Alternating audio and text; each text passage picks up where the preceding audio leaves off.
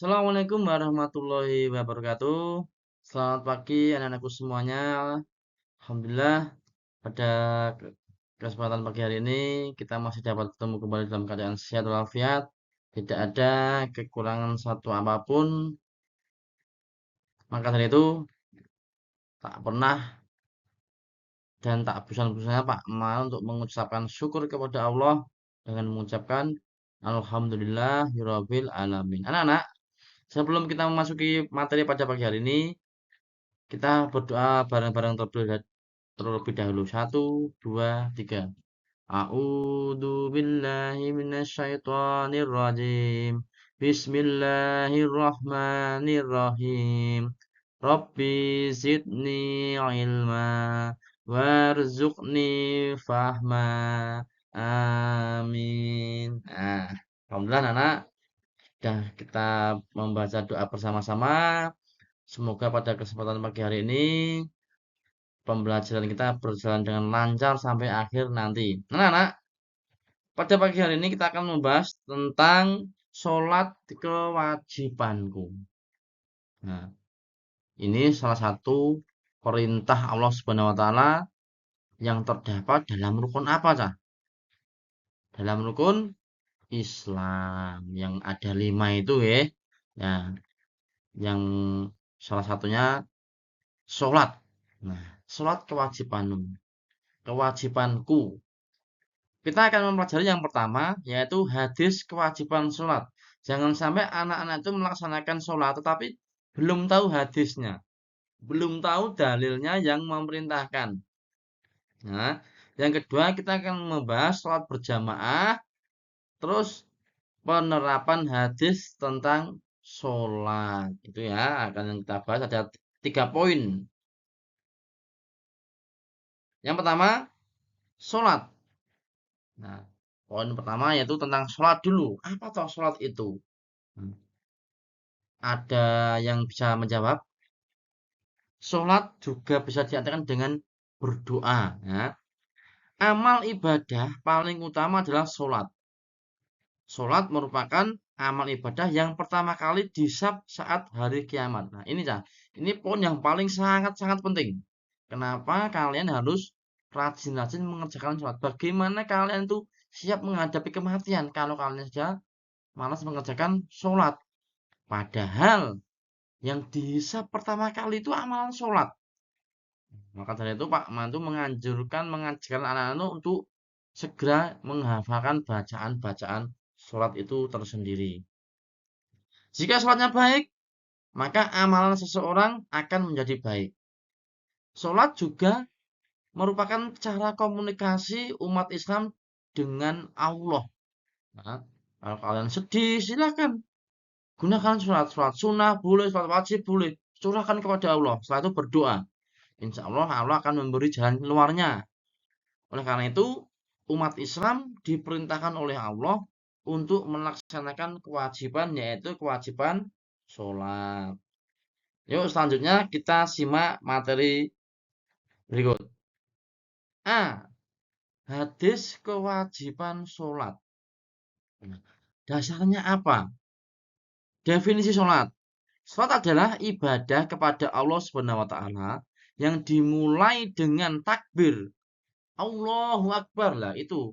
Itu harus kalian baca takbirnya itu. Dan diakhiri dengan salam. Assalamualaikum warahmatullahi wabarakatuh. Seperti itu. Allah mewajibkan umat Islam menunaikan sholat 5 waktu dalam sehari. 5 waktu anak-anak. Nah, apa saja? Ayo. Masa kelas seperti ini nggak bisa. Ya, ada subuh, ada habis subuh apa? Duhur.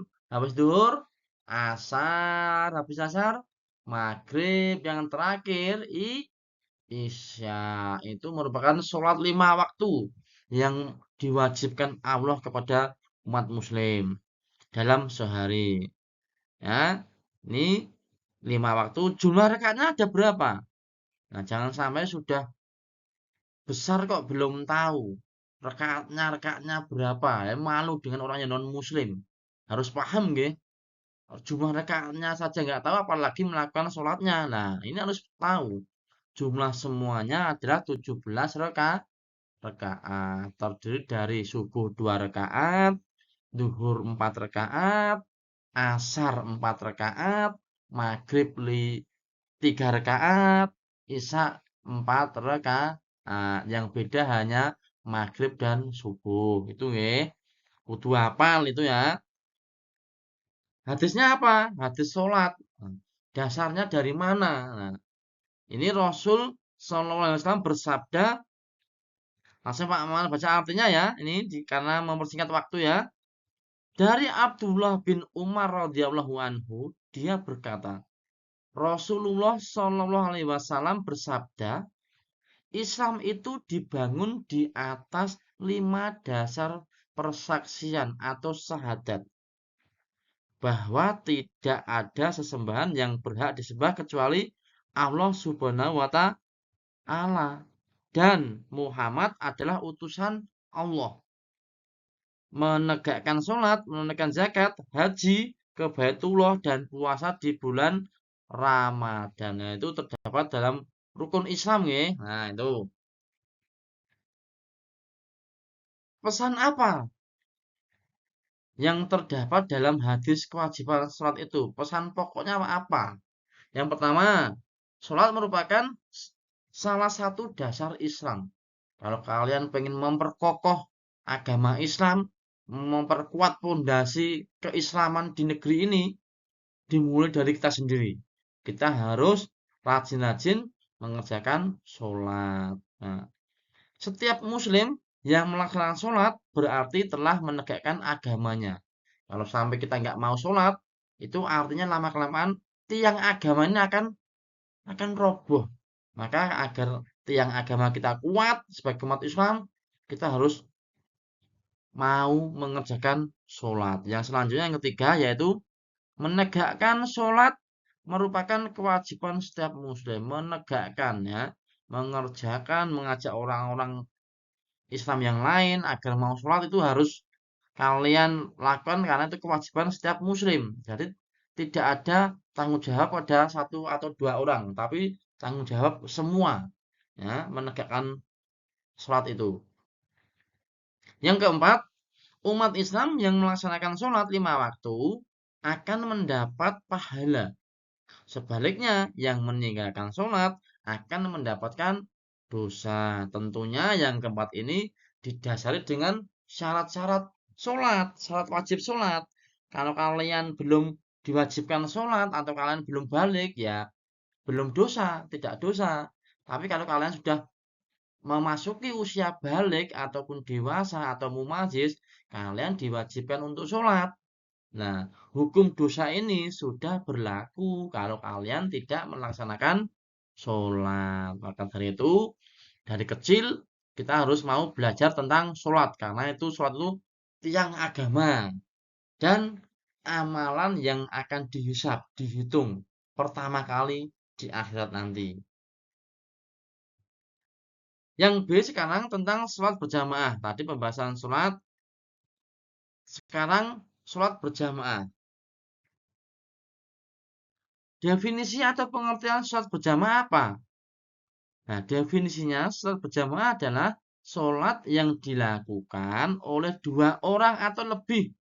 Nah, nanti syarat minimalnya 2 orang itu sudah dinamakan berjamaah ataupun lebih dengan cara bersama-sama. Salah satu dari mereka menjadi imam dan yang lainnya menjadi makmum. Nah, jadi imam itu yang memimpin, makmum itu yang mengikuti imam, mengikuti gerakannya. Ya. Semua makmum akan mengikuti gerakan imam.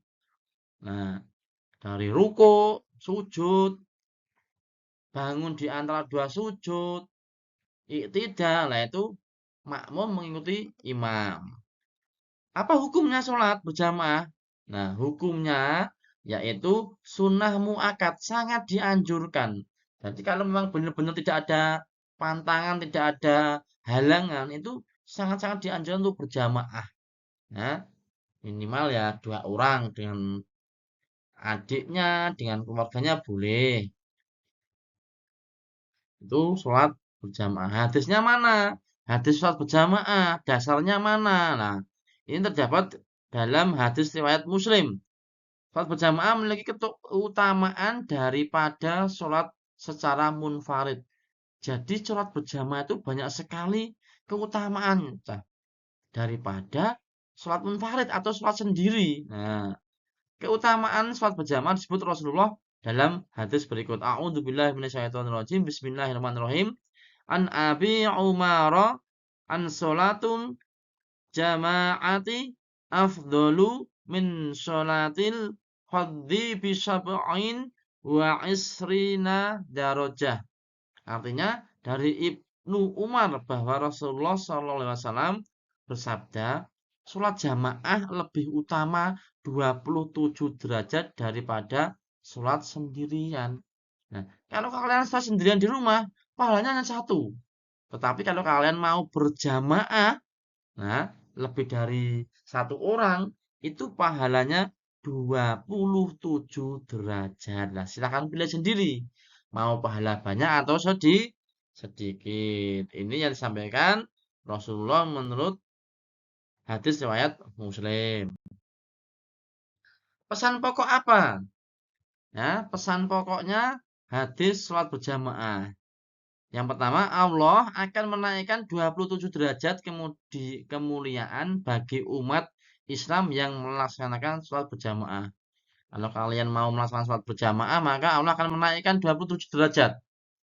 Nah, menaikkan 20 derajat kemuliaan. Nah, kalau kalian mau berjamaah. Sementara itu, sholat secara munfarid atau sendiri hanya mendapatkan pahala 1 derajat loh, Chan. Nek kue bener-bener orang pandai ya memilih yang 20 derajat daripada satu.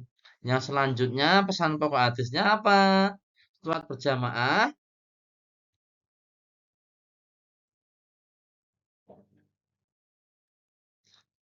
Terus ketentuan sholat berjamaah. Nah, ketentuan-ketentuannya atau syarat sah sholat berjamaah. Tentu selain sholat sudah ada syarat sah, syarat wajib. Nah, sholat berjamaah tentu juga ada syarat sah dan sholat berjamaah. Syaratnya apa? Kalau kalian tidak bisa memenuhi syarat-syarat ini, berarti sholat berjamaah kalian tidak sah, ya. Bisa dipahami, ya. Nah, yang pertama, syarat sah sholat berjamaah terdapat imam dan makmum. Jadi lebih dari satu. Ada imam, ada makmum. Yang kedua, makmum harus berniat mengikuti imam. Yang ketiga, sholat berjamaah harus dikerjakan pada satu tempat. Nah, satu tempat. Yang selanjutnya, sholat makmum sesuai dengan sholatnya imam. Jadi sholatnya makmum sesuai dengan sholatnya imam. Sama-sama sholat maghrib misalkan. Atau sama-sama dengan gerakannya gitu ya. Ketentuan sholat berjamaah. Nah, syarat seorang imam. Tadi ketentuan sholat berjamaah, sekarang syarat menjadi imam. Yang pertama, balik. Nah, balik itu sudah mendekati umur dewasa, anak-anak.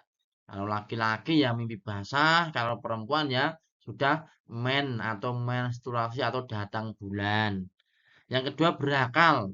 Berakal ini artinya tidak gila. Jadi kalau ada orang gila atau stres mengimami, itu dia tidak lolos memenuhi syarat sebagai seorang imam. Tentunya sholatnya tidak sah. Yang ketiga, fasih dalam membaca Al-Quran. Jadi, kalau kalian melaksanakan sholat maghrib, isya, yang bacaannya harus dikeraskan, itu harus, imam itu harus fasih dalam membaca Al-Quran. Yang keempat, menempati posisi di depan makmum. Nah, posisi di depan makmum, ya, kalau lebih dari dua, tapi kalau hanya dua saja, itu berjejer bisa, agak sedikit maju imamnya itu boleh. Kalau lebih dari dua itu posisi imam di depan, gitu ya. Nah, setelah tadi syarat menjadi imam, sekarang syarat menjadi makmum. Apa toh? Syarat menjadi makmum. Nah, makmum itu sing bagian yang mburi ya. Yang pertama niat mengikuti imam, niatnya, nah, niatnya sendiri-sendiri. Yang selanjutnya berada satu tempat dengan imam. Jadi satu tempat berdoa dengan imam. Yang kedua, menempati posisi di belakang imam. Kalau tadi imam di depan, ini makmum di belakangnya imam. Yang keempat, mengetahui gerakan sholat imam. Jadi, biar kalian mengetahui gerakan sholatnya imam, nggak boleh merem, nah, nggak boleh pejamkan mata. Tetapi harus membuka mata agar tahu gerakan-gerakan imam. Nah, hikmahnya apa? Sholat berjamaah, anak-anak. Sekarang kita membahas tentang hikmah. Nah, kalau kita rajin-rajin sholat berjamaah itu hikmahnya apa? Yang pertama tadi kita sudah membahas pahalanya mencapai 20 derajat lebih tinggi daripada sholat munfarid. Yang kedua, meningkatkan kedisiplinan agar kalian disiplin karena sholat itu harus sebisa mungkin tepat waktu. Nah, kalau boleh diundur asalkan ada apa? Ada halangan atau pada saat di perjalanan itu boleh nggak tepat waktu. Yang selanjutnya menumbuhkan semangat persatuan dan menjalin silaturahmi antar umat Islam. Kalau berjamaah banyak itu menumbuhkan semangat. Yang keempat, menciptakan persamaan derajat manusia. Bahwasanya semua walaupun dia presiden, kalau menjadi makmum ya dia tempatnya di belakang imam. Nah, tidak memandang dulu dia presiden, dia bupati atau siapa saja. Kalau pengen di depan ya harus menjadi imam. Nah, yang selanjutnya mengajarkan untuk saling menghargai dan tidak egois. Itulah hikmah-hikmah sholat berjamaah. Nah, terus yang ketiga, melaksanakan sholat. Perilaku yang dapat dilakukan dalam melaksanakan sholat pada kehidupan sehari-hari adalah apa? Nah, yang pertama, melaksanakan sholat tepat waktu. Hal-hal yang harus anak-anak lakukan dapat dilakukan dalam melaksanakan sholat. Yang pertama, tepat waktu. Yang kedua, menyempurnakan gerakan sholat. Harus sempurna. Kita takbir, harus dengan benar, jangan sampai salah. Yang ketiga, khusyuk dalam sholat. Pada saat sholat kita harus benar-benar khusyuk. Tidak boleh pada saat sholat kita memikirkan hal-hal yang bersifat duniawi ya. Kita usahakan khusyuk. Yang keempat, tidak meninggalkan sholat 5 waktu. Jangan sampai ya, naudzubillah min dzalik, jangan sampai kita meninggalkan sholat 5 waktu karena itu kewajiban. Yang kelima, melaksanakan sholat berjamaah. Nah, berjamaah boleh di rumah. Kalau memang ada pada saat hujan, lebih baik di masjid. Nah, yang keenam, bersegera pergi ke masjid ketika mendengar adzan. Nah, jangan sampai pada saat mendengar adzan malah kalian asik tuh bermain. Itu perilaku yang dapat dilakukan dalam melaksanakan sholat 5 waktu sehari-hari ya. Nah, anak-anak, mungkin sampai di sini dulu pembahasan kita tentang sholat. Semoga bermanfaat. Nanti bisa kita lanjutkan di lain kesempatan. Kurang lebihnya Pak Marwan minta maaf. Jangan lupa belajar di rumah. Sekian. Wassalamualaikum warahmatullahi wabarakatuh.